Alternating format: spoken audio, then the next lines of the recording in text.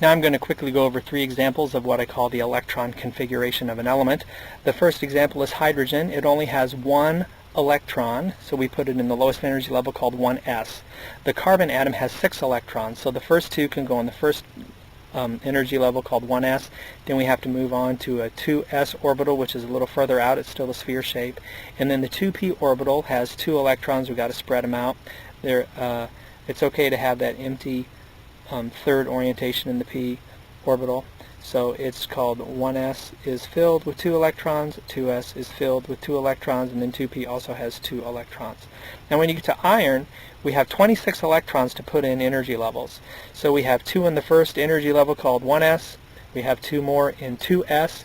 We can completely fill the 2p orbital shape with 6 electrons. We have the 3s energy level coming next in our order.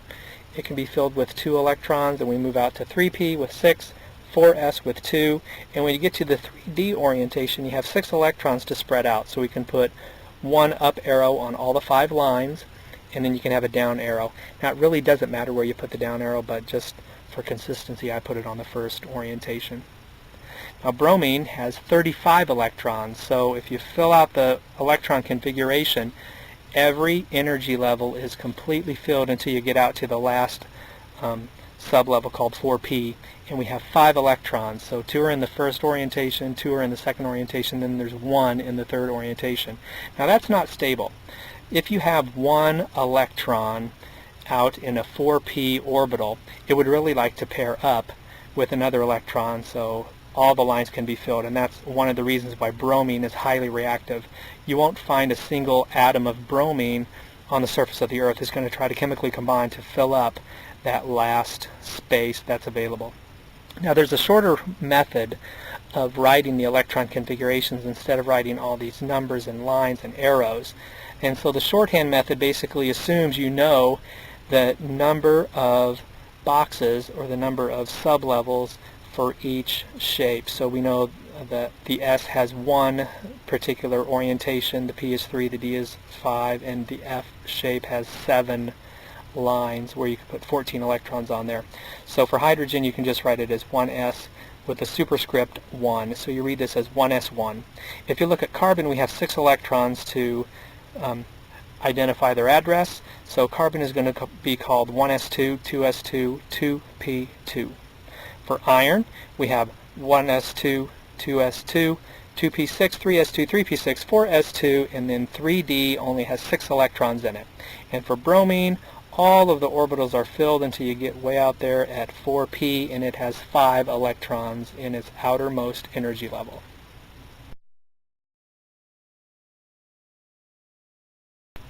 So how does the electron address of the element determine its location on the periodic table?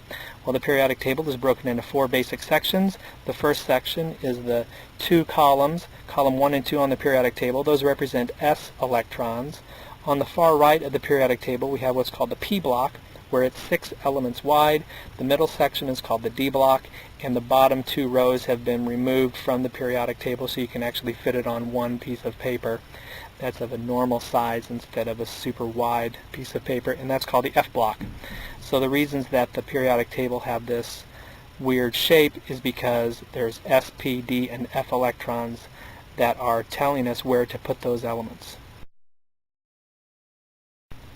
This slide really nails this idea of the electrons telling us where the atoms are going to be placed on the periodic table. You can see the 1s column and the 2s and the 3s and the 4s.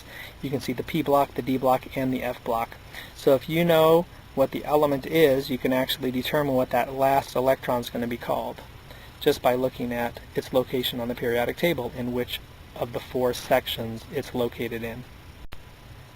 So, how do electron configurations relate to the chemical and physical properties of an element? Well, if you have the same outer shell electron configuration, you're all going to have the same sort of properties. So that means the elements that are in the same vertical groups will have the same properties. So a good example is the first column of the periodic table, which are the alkali metals, excluding hydrogen because it's a gas where all the others are solids. But if you look at lithium, sodium, potassium, rubidium, and cesium's electron configuration, they have 1 single s electron for their last orbital. So for example, lithium is 2s1, sodium is 3s1, potassium is 4s1, and on and on and on.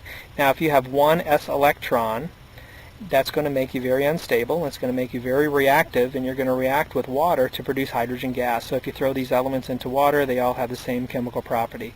They're metals, they're soft metals, they're very reactive. All of them have the same physical and chemical properties. Another good example of how the electron configuration relates to chemical and physical properties is the last row of the periodic table called the noble gases. They have a completely filled energy level.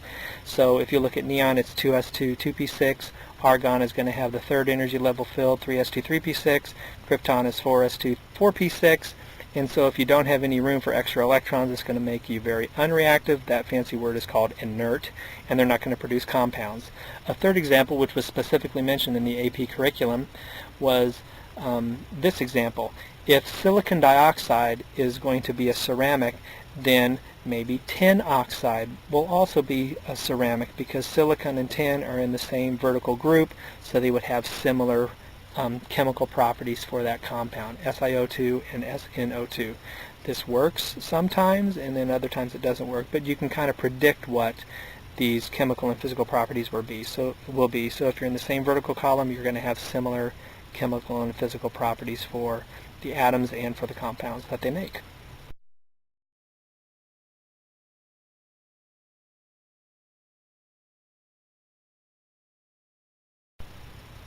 Now I'm going to run through 7 practice problems, and these are ones that we did in first year chemistry, so if you recognize them, that's why. Which element has the last electron as 4p5? Well, if you take a look at that color-coded periodic table I had on the previous slide or so ago, you can figure out that it's going to be bromine. Now, which elements are similar in properties to bromine? Well, you'd have to be in the same vertical column as bromine, and those are the halogens, fluorine, chlorine, iodine, and astatine. For practice problem number 3, I want to know what the outer shell electron configuration would look like for the element that's underneath radon.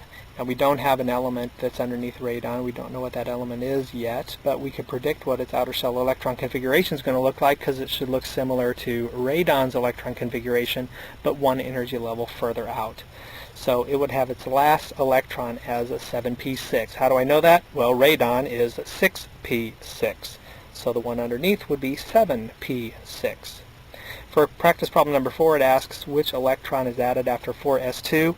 If you look at your color-coded periodic table on the previous slide, you could figure out that it's going to be a 3d electron. So we call it 3d1. For number 5, what's the shape of the last orbital filled in calcium? Well, calcium is in the s block, so that's going to be a spherical shape. For number 6, how many electrons will sulfur have in the last p orbital? It's the 4th element over in the p block, so it's going to be 4 electrons in the p orbital. In the number 7, would you expect the element underneath francium to react violently with water? Well, all the elements in group 1 react violently with water, francium included. Now, there aren't that many atoms of francium in the world, so you really can't see francium chemically react with water, but it would have the similar properties of the elements above it. And so if all the elements in group 1 react with water, yes, the group 1 metal that's underneath francium would also chemically react with water the same way. Now, you may remember that the electron dot notation shows the outer shell electrons. Those are the ones that form chemical bonds. Now, these are called valence electrons. The inner electrons, which don't chemically react, are called core electrons. Now, the electron dot notation, sometimes called the Lewis structure or the Lewis dot structure, is a way to represent these valence electrons. And the valence electrons are determined by what group it's in. So if you look at the periodic table, ignoring the D block, it's the group A numbers. So we have the S block and the P block being the valence electrons. D electrons are inner electrons. They're the core electrons. They're at one level inside the S and the P energy level, so we don't need to worry about the D or F electrons, only the S and P electrons. So anyway, if you look at a periodic table, you can see that lithium is in group 1. It has 1 electron dot in its Lewis symbol. Beryllium is in group 2. It would have 2 dots. Boron is in group 3. It has 3 valence electrons, so it has 3 dots spread out about it. So we spread out the dots just like we spread out the arrows when we draw the electron configuration. Carbon is 4, nitrogen is 5, oxygen is 6, fluorine is 7, and neon is completely filled with 8 valence electrons.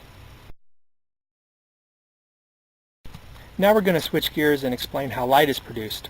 There are two basic ways to get an atom to produce light. You have to hit it with energy. So you can zap it with electricity or you can heat it up. And the valence electrons absorb this energy and they jump to a higher energy level, and that is shown in figure A. So you hit them with a specific amount of energy, they can leap to a higher energy level called an excited state, and then they will immediately fall back down to the ground state, and they give off this energy in a particular color or form of light or other electromagnetic radiation, and that little particle of light is called a photon. This is the picture showing the atoms getting hit with energy, and when they release this energy they give off a particular color of light. So each photon that is emitted gives off a very specific color, and that color is determined by the distance at which it falls, the energy jump between one level and another. So the color it gives off is dependent on how far it fell, which is related to how much energy it got when it originally made the jump. So the farther the fall, the higher the energy of the photon will be. So we see in the picture we have a red color being emitted and a blue color being emitted. Red has lower energy than the blue, and you can figure out that energy with a formula called E equals HF, which I will explain on a later slide.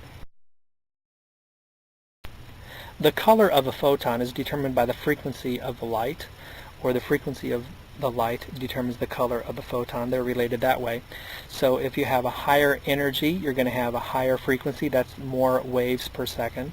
And red color is a low energy color, and when you move from red to orange to yellow to green, blue, indigo, and violet, you get higher amounts of frequency and higher amounts of energy. Now there are some colors we cannot see, like infrared and ultraviolet. Infrared will have lower energy than regular red. Ultraviolet has higher energy than regular violet. Now this slide is just a continuation of how light's produced.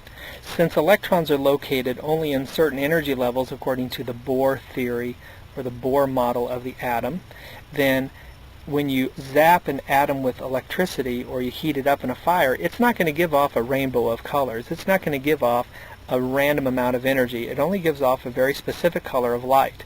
So scientists use a spectroscope to separate these colors into bands of light. A spectroscope is basically like a prism. It spreads out the colors according to their wavelengths, and the bands of colors sort of remind me of a barcode that you would find on like a box of Cheerios or something like that.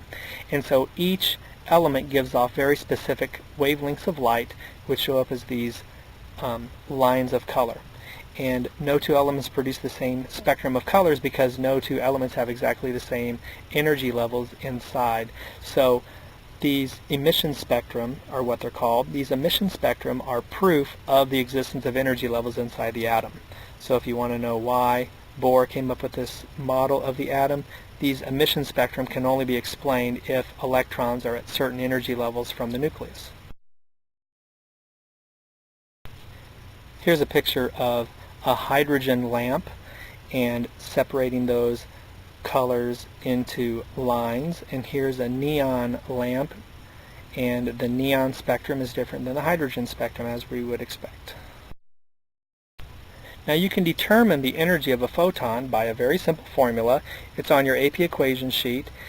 It's E equals H, and then it looks like a V. Now that V shape is actually called the Greek letter nu. In some physics textbooks have it written as E equals HF. So let me just explain what each letter of the formula represents. E is the energy of the photons that are absorbed by the electrons in the atom, or they're given off by the electrons when they fall to a lower energy level.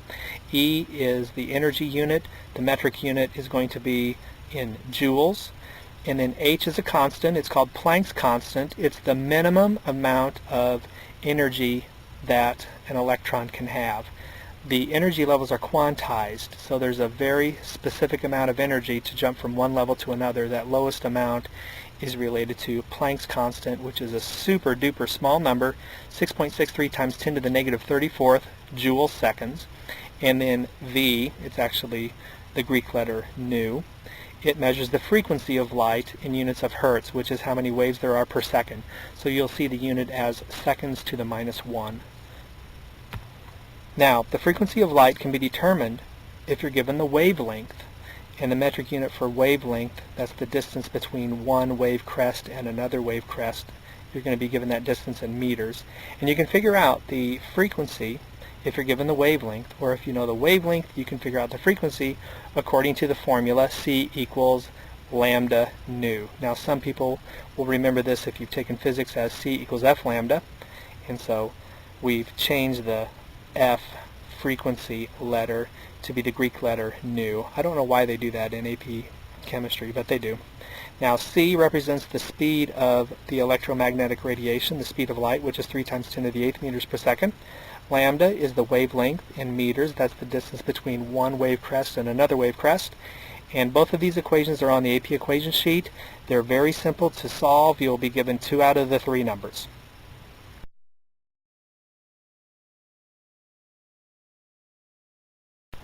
So here's a picture of hydrogen's 4 visible photons that will be produced. So when you zap hydrogen with electricity, the electrons jump to higher energy levels, and when they fall back down, they release that energy in the form of photons. Some photons we cannot see. If they fall all the way to the principal energy level 1, they give off so much energy it falls in the ultraviolet region of the spectrum, so we can't see those colors. And then if it only falls to level 3, they give off an infrared color, which we cannot detect. But the 4 visible colors that we can see, there's a red photon with a specific wavelength of 656.3 nanometers. Nano is 10 to the minus 9th meters. If it falls from distance 3 down to 2, it produces the red color. If it falls from distance 4 down to 2, it produces a blue-green color with a different wavelength. And you could again take that wavelength, use C equals F lambda, convert it to a frequency, take that frequency, plug it into E equals HF, and you can figure out the actual amount of energy that the photon has. And so that's what this picture is good for. I give you a wavelength, and I could ask you to solve for the energy of the photon. There's a couple violet photons that are produced falling from distance 5 down to 2 or 6 down to 2. Here's another picture of all the photons produced by the hydrogen atoms. We have the Lyman series, which are the ultraviolet colors, the Balmer series, which are the visible light colors, and then the Paskin series, which is the infrared colors. And here the frequency is given, and again you could take the frequency, change it to a wavelength, or you could take the frequency and change it into an amount of energy in joules. Now this topic is completely review. It's something that I taught you in first year chemistry, or your teacher should have taught you in first year chemistry. It's counting protons, neutrons, and electrons in an atom. The protons is the atomic number. That's the little red number that's in the corner of the periodic table for each element. The electrons are the same as the number of protons if you have a neutral atom. And the neutrons is determined by taking what's called the mass number and subtracting that from the protons. Now the mass number is how many things are in the nucleus of an atom, and the nucleus contains the protons and neutrons. So you will have to be told what the mass number is. That is not located on the periodic table. Now, what is an ion? An ion is where an atom has gained or lost electrons to get a charge. So if you gain electrons, you're going to have a negative charge. If you lose electrons, you're going to have a positive charge. Now I'm going to explain what an isotope is. Again, this is a review topic from first year chemistry. An isotope refers to atoms that have the same number of protons in the nucleus, but they have different number of neutrons. So because they have a different number of neutrons, that's going to give them a different mass number, or simply a different mass. So isotopes are the same element, but they just weigh differently because of the different number of neutrons in the nucleus. So here's a couple examples. There's an atom called carbon-12, and there's an atom called carbon-13. They're isotopes of the element carbon. One is slightly heavier than the other, but they're still carbon atoms because they both contain 6 protons in the nucleus. So the protons determine the identity of the element. The neutrons determine the mass of the element. Chlorine contains 2 isotopes, chlorine-35 and chlorine-37. The difference between 35 and 37 is 2 extra neutrons for chlorine-37. So the number shown after the name of the element is the mass number, and you're going to have to be told the mass number if you want to figure out how many neutrons there are. So for each of these 2 examples, we have identical atomic numbers for carbon-12 and carbon-13, but it's the number of neutrons that make one isotope different from another. There is another way to write an isotope in shorthand. You have a 12 on the top and the 6 on the bottom. The 12 on the top is the mass number, the 6 on the bottom is the atomic number, and you can figure out that from any periodic table. And if you set it up this way, it's very easy to find the number of neutrons just by subtracting the mass number on top and the proton number on the bottom, or the atomic number on bottom.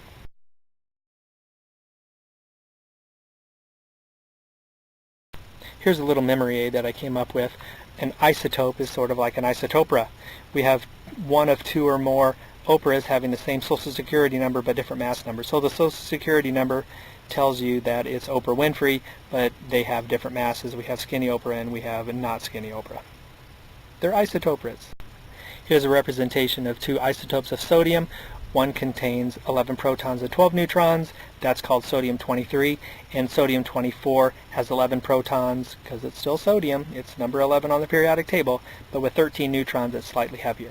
They would react chemically the same. They would have very similar physical properties. The only difference is their mass numbers. Now this is a completely new topic from first year chemistry, so I'll go a little slower over this. Mass spectroscopy. There is a flaw in Dalton's atomic theory. Dalton thought that atoms of the same element were identical. Well, that's not true. They can have differences, and what is that difference? Well, it's the mass. We just saw that you can have isotopes of carbon or isotopes of sodium or chlorine. So how do you separate the isotopes from one another? Well, you can use something called mass spectroscopy. A mass spectrometer can separate atoms by mass. And when you separate the atoms by mass, you can determine the percent abundance of each isotope in nature. So you can figure out how many atoms of carbon would be the carbon-12, or how many atoms in a sample would be carbon-13. So this is called mass spectroscopy. And when you get a spectrograph, they have peaks, and those peaks are of a certain height, which represents the percent abundance of that isotope. So this is the mass spectrograph of krypton. You can see that the spike for the mass of 84 is the tallest, and so most krypton in the world, 57% of all the krypton in the world, has a mass number of 84. And then the mass number of krypton 86 has the next highest percent, is the next highest peak at 17.3%.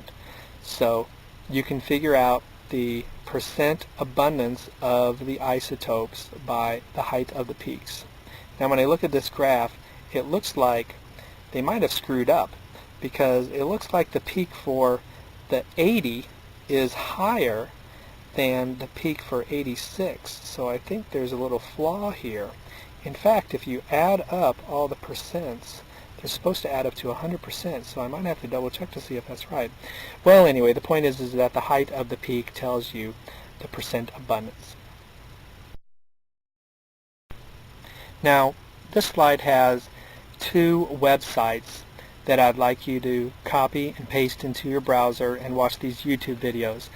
The first one explains mass spectroscopy really, really well. It explains how you put the element into the mass spectrometer and what it actually does to separate it into its different isotopes. And the second one shows you mass spectroscopy data, kind of like the krypton graph on the previous slide, and it shows how you can calculate the average atomic mass, which is the decimal number showing up on the periodic table below the symbol of the element. For example, carbon is 12.00 or 011. Well, how does carbon weigh 12.011? Well, that's the average atomic mass of all the isotopes of carbon. It's really close to carbon-12, but there is a little bit of carbon-13 and carbon-14 in the world, so that's going to push the average mass a little higher than 12. But anyway, it goes through a couple examples of mass spectroscopy data and how that can be used to calculate the average atomic mass. The next section of our notes will deal with the sections of the periodic table. So after you watch the mass spectroscopy videos, you can continue the PowerPoint and go on to the sections of the periodic table. So I'm just going to continue the lecture, assuming you will follow my instructions and watch the YouTube videos later. So the sections of the periodic table. The broadest way to classify the elements on the periodic table are metals, nonmetals, and metalloids. Metals are on the left of this zigzag line that runs through the P block. The nonmetals are on the right side, and the metalloids border that zigzag line. And metals are shiny, they're malleable, you can hit them with a hammer and they spread out, they don't break. They're ductile, which means you can turn them into wire.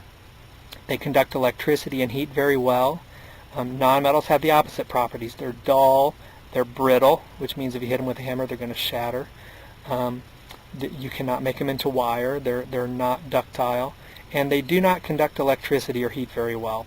The metalloids have properties sort of in between the metals and the nonmetals. They're semiconductors. They conduct electricity a little better than nonmetals, but not as good as a metal.